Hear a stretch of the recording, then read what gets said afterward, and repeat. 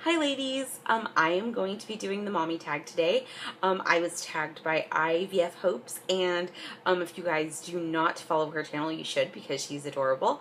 So there was a list of 12 questions that she did, and she's tagged me, so I am going to answer them in the best way that I can. So let's just get right into it. The first question is, how many kids do you have and what age? So anybody who's been following my channel knows that I personally have given birth to one child. That is Sawyer James, and he is just about to be 1. And me and my husband Brian have, he has 2 daughters from a previous relationship, our beautiful stepdaughters, and they are 14. Drew is in actually one of my stepdaughter tag videos, and she's almost 15. And Haley Lynn, and she is going to be, she just turned 18. It's crazy that I'm old enough to have a kid that is 18, or children that are 18 and 14, and then the huge gap in Sawyer. But that is what it is. The next question is my proudest mommy moment. Well, I guess that would be different for each kid. So my proudest moment from youngest to oldest would be the day that we got to bring Sawyer James home, because anybody who's watched my channel for a while knows that Sawyer spent his first 81 days in the NICU. So my proudest moment was the day that I got to bring him home. Because I was so proud that he was such a fighter, and he just defied every single odd that there was, and he got to come home healthy and happy. So my proudest moment with Drew would be almost every day I see her with our youngest, our son Sawyer. She's just so great with him, and he just adores her. So every time I see her be kind to him for no reason other than just to be kind, or to do something that I have not even asked her to do with Sawyer, just to pick him up and hand him a toy, or to play with him, just her love for him makes me proud every time I see her do it, because she's so giving with her love for him. And that's a big thing for a teenager. So my proudest moment for Haley would probably be the most recent memory I have, is that she just graduated high school. So I'm ridiculously proud of her for doing that, and for graduating with really good grades. So I guess you're always proud of your kids, but when they do really cool, awesome stuff, you know, it just reminds you of why I was up 3 times every single night with Sawyer, and you know, all through all the colds and the sicknesses and everything, all the good times, they make up for the the hard times. The proud times make up for the hard times. Number 3 is the most frustrating thing about being a mom. Well, with the 2 girls, anybody who's raised teenagers knows that the most frustrating thing about being a mom is being one of teenagers. There's really no more detail needed. It's a hard thing raising a person, and teenagers remind you that it's a hard thing to raise a person. And with Sawyer, the most frustrating thing is knowing, you know, not knowing what to do. I mean, I've raised 2 girls, but they were already 5 and 8 when I met them. I was never part of the baby stages of their lives. So this is all new for me. So it's frustrating because I'm doing it all for the first time, but I'm not doing it for all the first time. So it's, my situation I think is unique and special because I'm raising kids, but I never raised infants. So I know what he's gonna turn into, but I don't, you know, I've never raised a baby before. So that's frustrating. Number 4.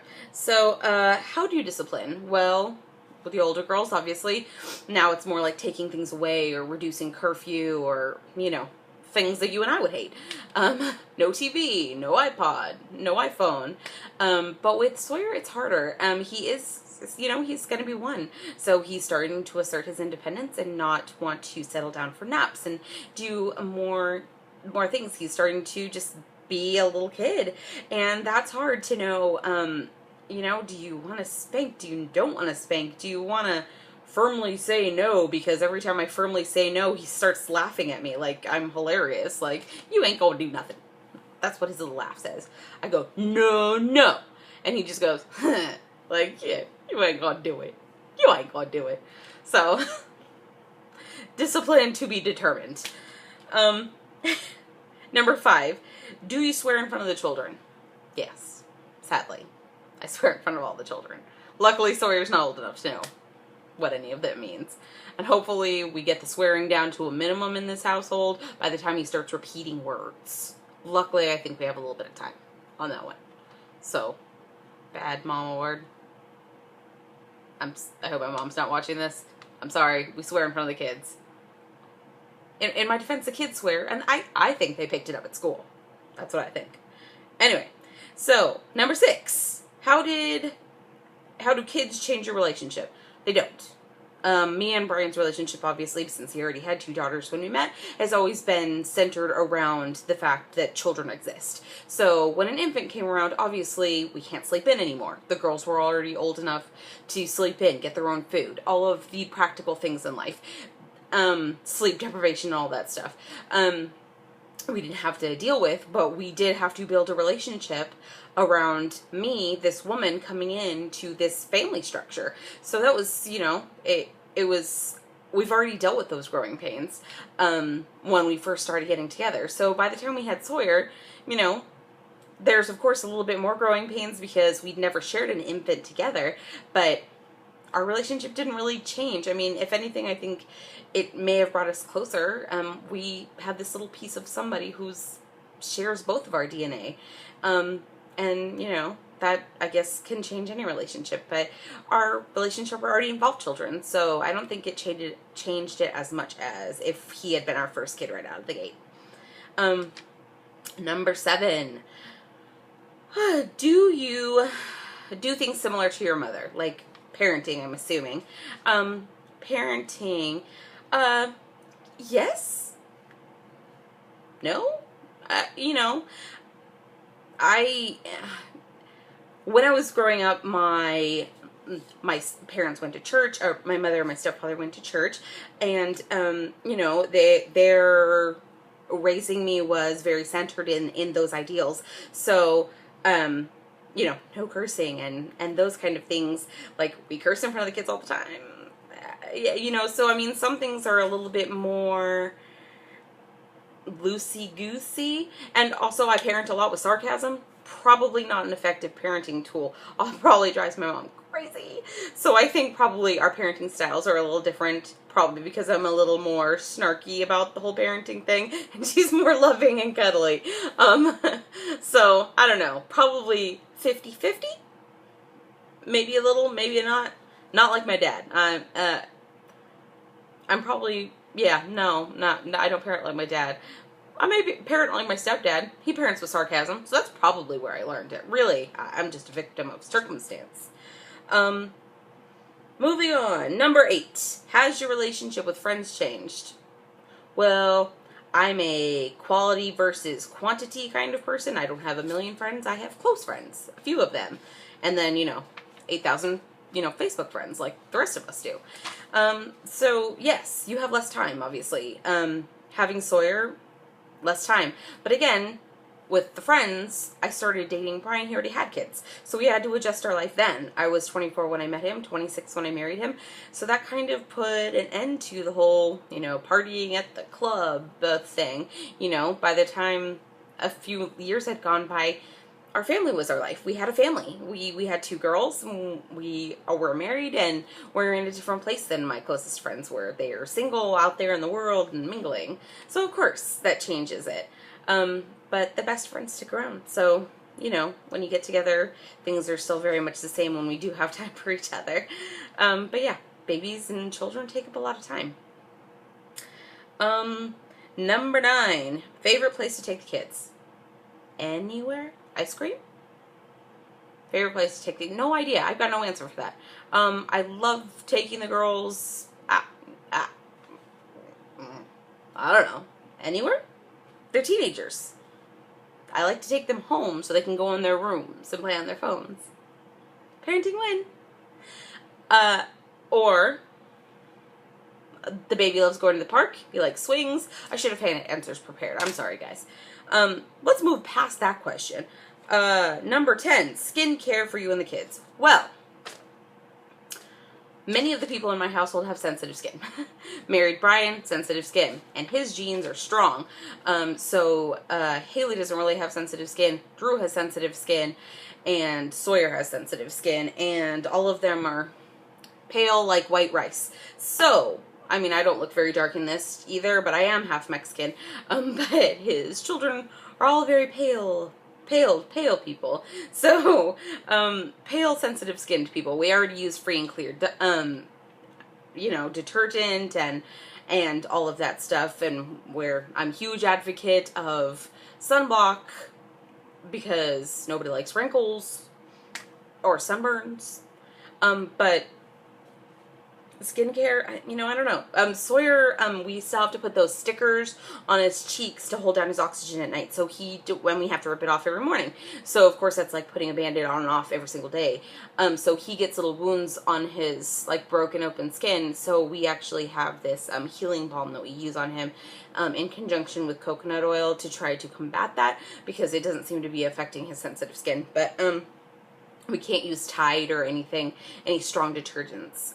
So, I mean, that's really skincare. And the girls both wear full faces of makeup, so they handle their own skincare routine at this point. Number 11, cloth diapers or disposable. Now, this was a huge debate. I never for 1 second thought that I was going to do cloth diapers, and I don't. I do use disposable diapers. I feel bad about it, but probably not bad enough to actually wash a cloth diaper. It's just, the reality is that I'm a full-time mom. I feel bad enough as it is with the few hours that I get to spend with Sawyer every night, and the days that I get to spend with him on the weekend. And I just can't, I always knew I would be a working mother, so I just can't justify having to wash out these buckets of poopy diapers and all of that. I know that it's not green, it's not good for the environment, we're filling up landfills, all that stuff, but like's been said before, it's 2017, and I hate to be all,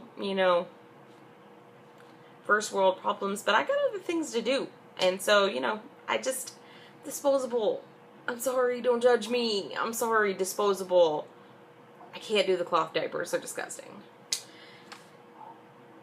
Also, moving on from cloth diapers and the grossness that is cloth diapers.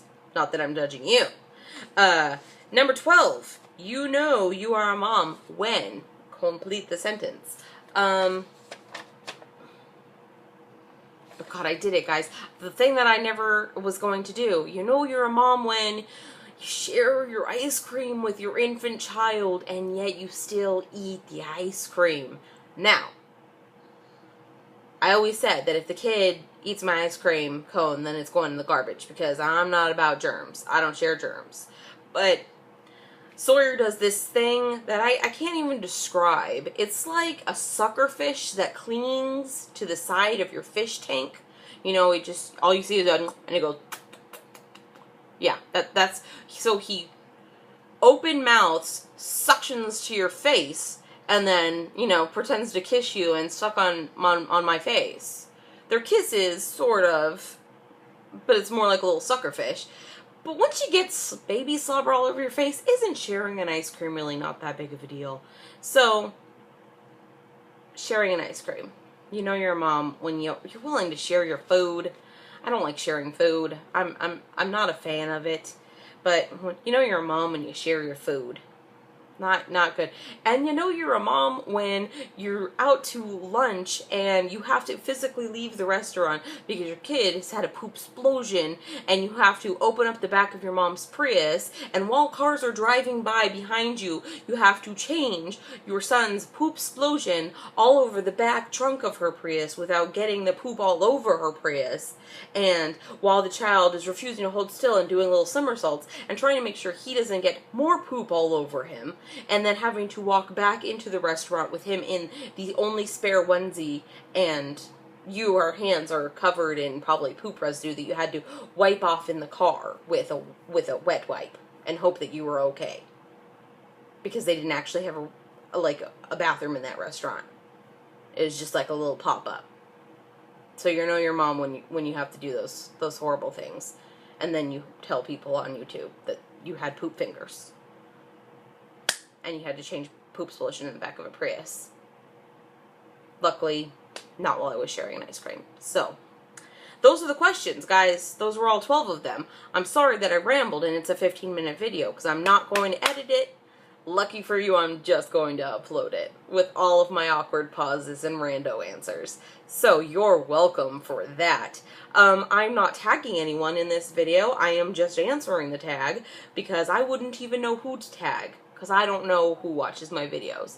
The 4 of you, I think, that watch my videos have probably already been tagged. So, thanks for watching, guys. I'm sorry I didn't ramble, and if I was, or I did ramble, and if my answers were crazy and didn't make any sense, I apologize. So yeah, thanks for watching, and I will have more videos for you, hopefully very soon. Alright, thanks, guys.